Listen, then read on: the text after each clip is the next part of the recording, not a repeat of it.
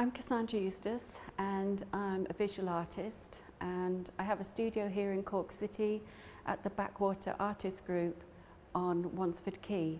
I came back to art as a mature student.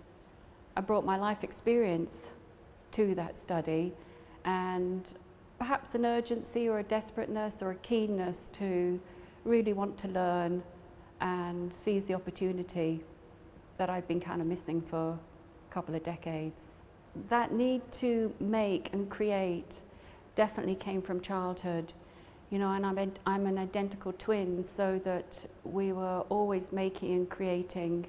We kind of existed in our own kind of world quite a lot.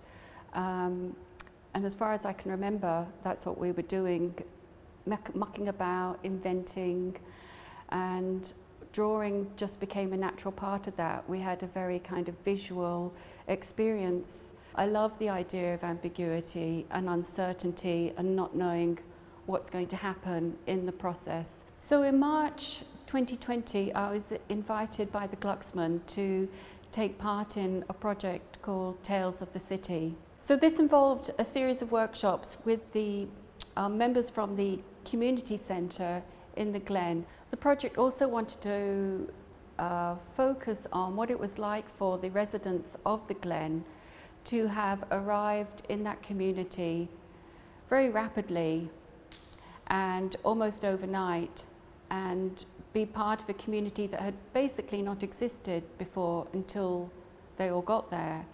And what that experience of having no blueprint of community to exist in, but creating that from the get-go, and tracking what that experience was like, what their lives were like, and how they dealt with that. The project took an interesting turn with the pandemic. It curtailed the workshops that we had planned, and for myself as the artist, I was scampering around to figure out what information I could utilise that I'd already gathered. From that, I was able to then start the conversation as well about the women and the community, and I wanted every single piece to be part of that conversation that I'd had with the women, with the research that I'd done, filtering it all through my body, because when we're just drawing through the body all the time, the mind, the senses, it's all coming through.